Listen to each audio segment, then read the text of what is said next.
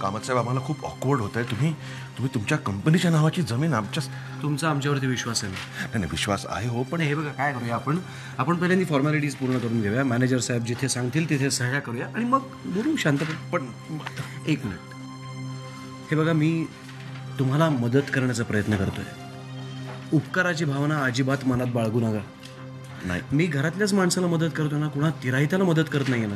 नाही, I understand. बघा, विनीचे काका या नात्यानं तुम्ही आमच्या घरातलेच नाही का? ऍक्च्युली आम्ही दुसऱ्याच कारणासाठी तुम्हाला भेटणार होतो. विनीच्या संदर्भात.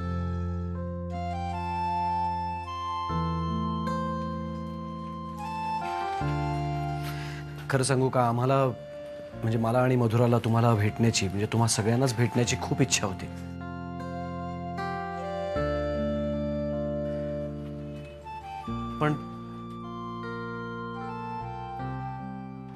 पण बिलीव्ह मी, आम्हाला या प्रकरणाची अजिबात माहिती नव्हती. जर अशी माहिती असती तर आम्ही हे कधीच घडू दिलं नसतं. आमची कोणाचीही फसवणूक करण्याची अजिबात इच्छा नव्हती. आणि सुशांतलाही मी यासाठी जबाबदार धरणार नाही, कारण कदाचित तोही खूप प्रेशराईज झाला सगळ्या गोष्टींमुळे आणि म्हणून त्यांनी आम्हाला सांगितलं नसेल.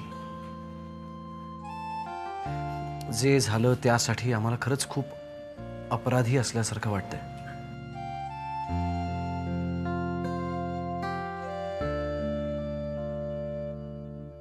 आणि हो,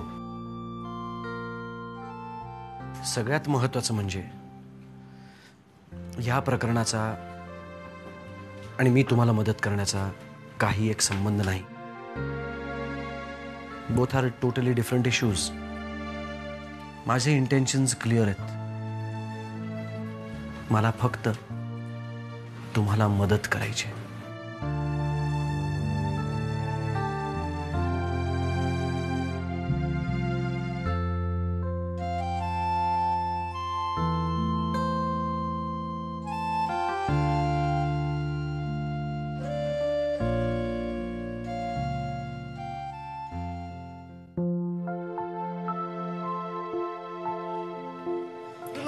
गुड मॉर्निंग.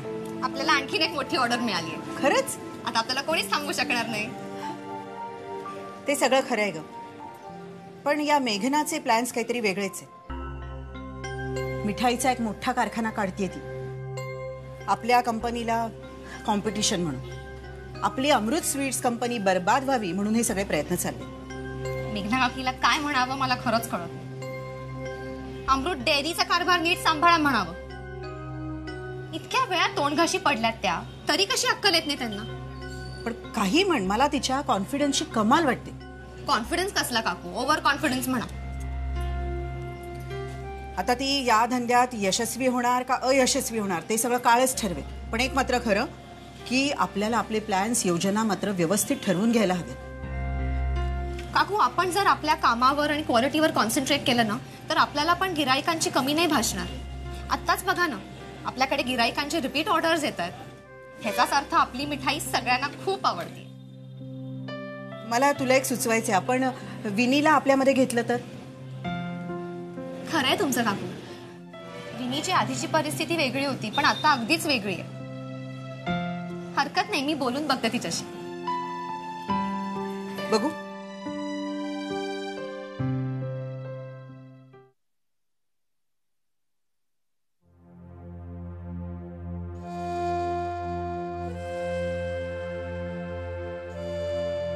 हाय. काय ग अशी एकटीच बसलीयस? अरे हो, आई आणि मुक्ता बाजारात गेलेत ना. अगं मग मला बोलवायचं ना, मी आलो असतो. नाही तर बेस्ट विदुलाला बोलवायचं, मस्त टाइमपास झाला असता.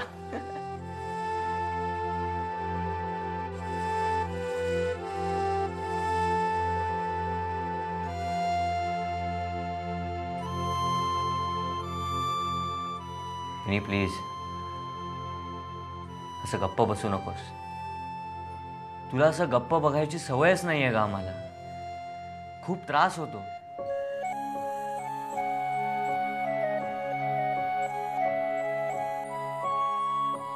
विनी, तू स्वतःला एकटाच समजू नकोस.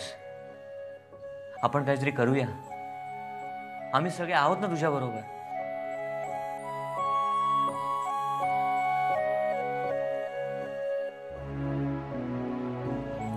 बरं मला सांग, तू इथे आली आहेस हे मेघना काकीला किंवा राकेशला सांगायचं आहे का? कळवायचं आहे त्यांना? नाही. अगं असं काय करतेस? त्यांना जर कळवलं नाही तर उगाच गैरसमज होईल. हे बघ, म्हणजे तू आम्हाला नकोयस असं नाही आहे, किंवा तू इथे राहिल्यामुळे आमची काही गैरसोय होते असंही नाही आहे. पण विनी, समजून घे, तिसऱ्या माणसाकडून कळण्यापेक्षा तूच त्यांना सांगितलेलं बरं नाही का?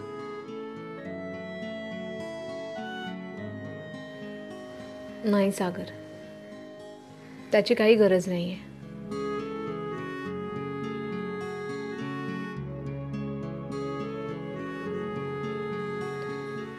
राहिला प्रश्न पप्पांचा, तर हे सगळं त्यांना न कळलेलंच बरं आहे.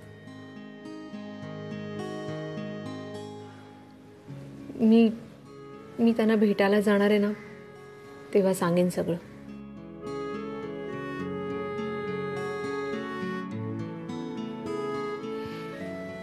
मी आलेच.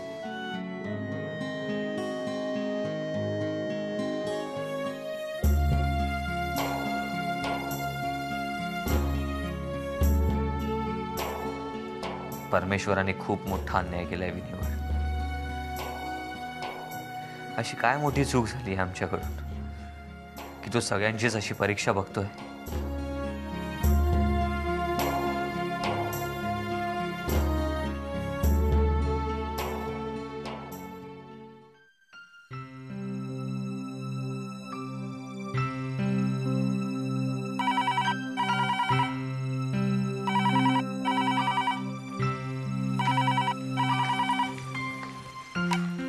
हॅलो. हॅलो, विनीला फोन द्या. मी मधुरा बोलतेय. विनीला फोन द्या. मी विनीची मम्मा बोलते, मेघना सरदेसाई. मेघनाताई, विनी बाहेर गेलीये. कुठे गेली?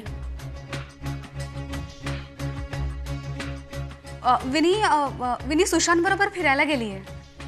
तिला सांगा मला फोन करायला.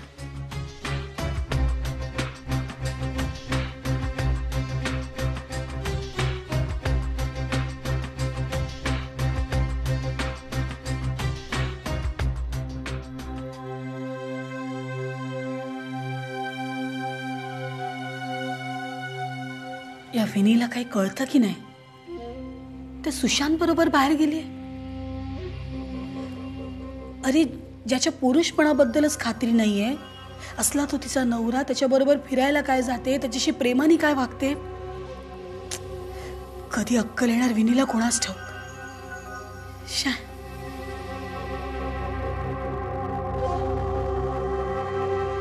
आत्ता सुटले खरी, पण पुन्हा त्यांचा फोन आला तर मी काय सांगू? विनी घर सोडून गेली, तेही तिच्या काकांच्या घरी.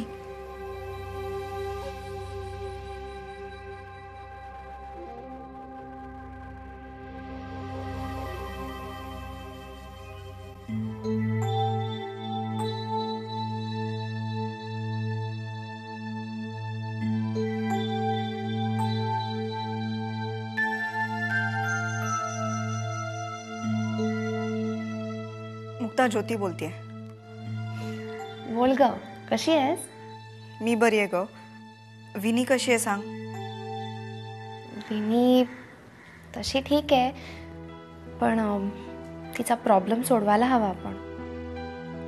हो ग, मान्य आहे मला, पण मीही काही करू शकत नाही. बघ ना, पप्पा इथे आजारी आहेत आणि घरातल्या बाकी कोणाला सांगण्यात काही पॉइंटच नाही आहे.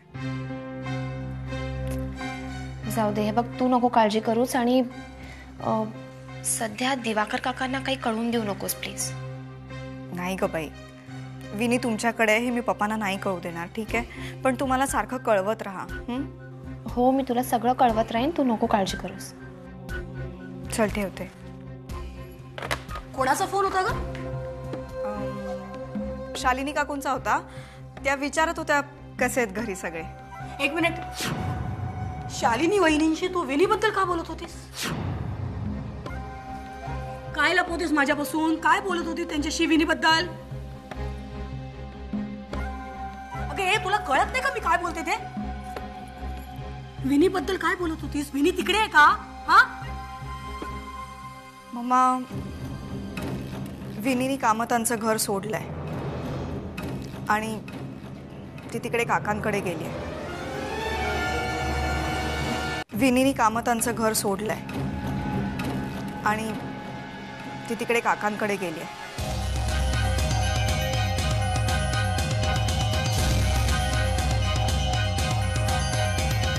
का? तिचे आई बाप काय मेले? तिच्या मुलीला एक अक्कल नाही. पण पद्माकर भाऊजी शालिनी वहिनी त्यांना कळायला नको? तिला समजावून घरी पाठवायचं तर नाही? घेतलं तिला तिकडे ठेवून. युजलेस. मी तो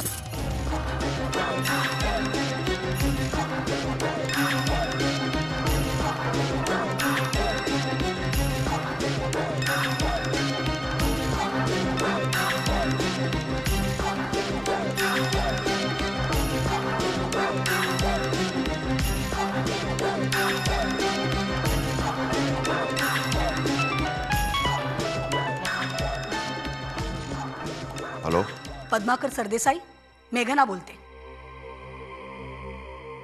माझी मुलगी विनी तुमच्याकडे आली आहे का? हो आली आहे. मग हे कळवणार कोण? तिला समजावून घरी पाठवायचं तर तिथेच ठेवून घेतलं? काय सिद्ध करायचं तुम्हाला? मेघना, एक शब्दही बोलू नका. तुम्हाला काय वाटलं माझ्या मुलीला माझ्यापासून तोडता येईल म्हणजे तिच्या वाटेची जी इस्टेट आहे ती तुम्हाला घशात घालता येईल? मिस्टर सरदेसाई, हे सगळं खूप जड जाणार आहे तुम्हाला. आता गुपचूप माझ्या मुलीला घरी पाठवून द्या. Am I clear?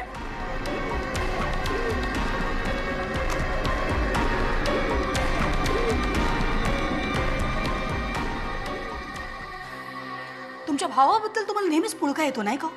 पण त्यांची करणी काय याकडे मात्र तुम्ही लक्ष देत नाही. ते नाही येत ना तुझ्या आता आयुष्यात? काय प्रॉब्लेम काय? माझ्या आयुष्यात नसले तरी माझ्या आयुष्यात नाक खुपसायचं राहत नाही ना. दूर गेले ना तरी सवय काही जात नाही. काय झालंय ते जरा नीट सांगशील का मला तू?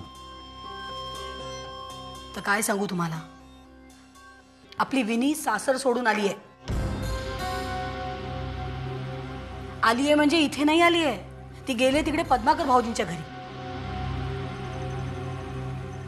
आता मला सांगा, हे बरं दिसतं का? नाही, पण तिने मुळात घर सोडलंच का? घर का सोडलं?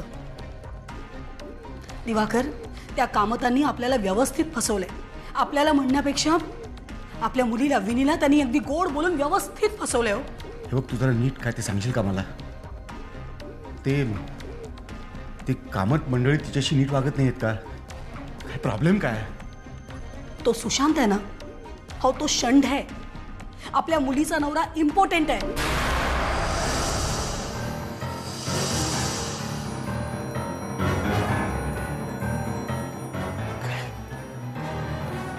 काय बोलतेस काय तू? आपल्या मुलीने इतके दिवस इतकं सहन केलं म्हणून सांगू दिवाकर, कुणाला म्हणून काही बोलली नाही ती. मला कोणीच कसं नाही बोललं हे? तुम्हाला कसं सांगणार? आधीच तुम्ही मनाने दुखावलेले आणि त्यानंतर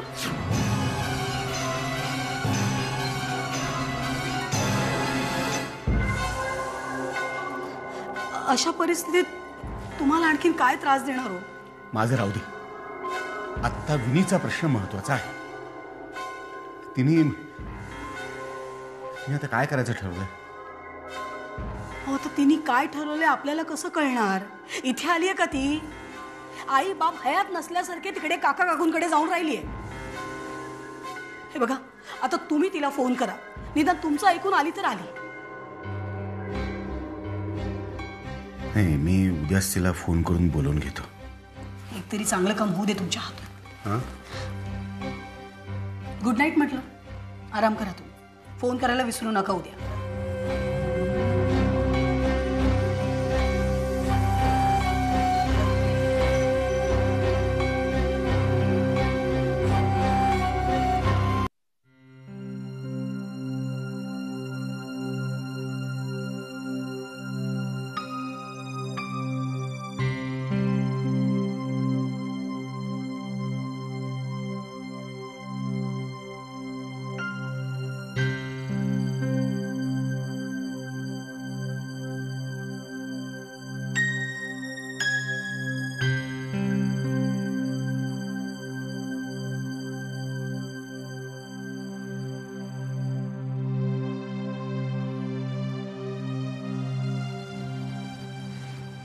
काय ग, काय झालं? झोप येत नाहीये? भीती वाटते. वेडी, भीती कसली वाटते तुला? डॉक्टरने सांगितलं ना सगळं व्यवस्थित आहे, सोनोग्राफीचे रिपोर्ट्सही नॉर्मल आहेत. मग बाळासाठी नाही रे,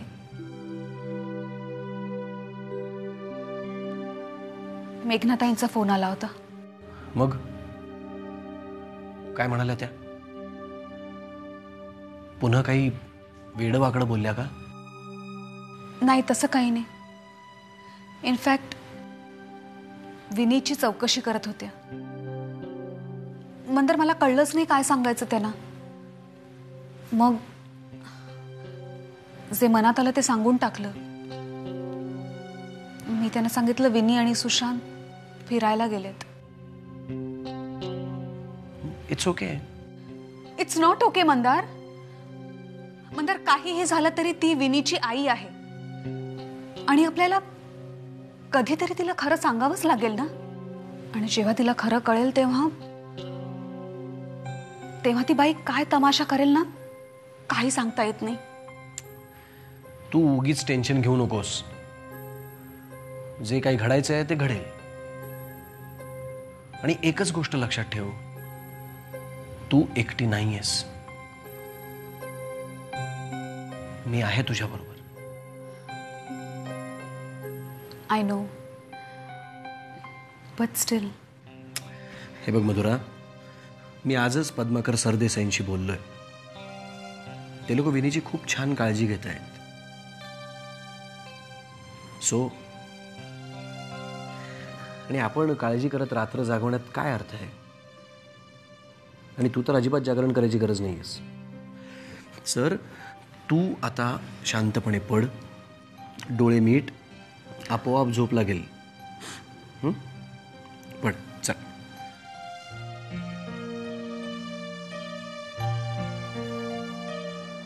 अरे, असंच राहू दे ना, चालेल?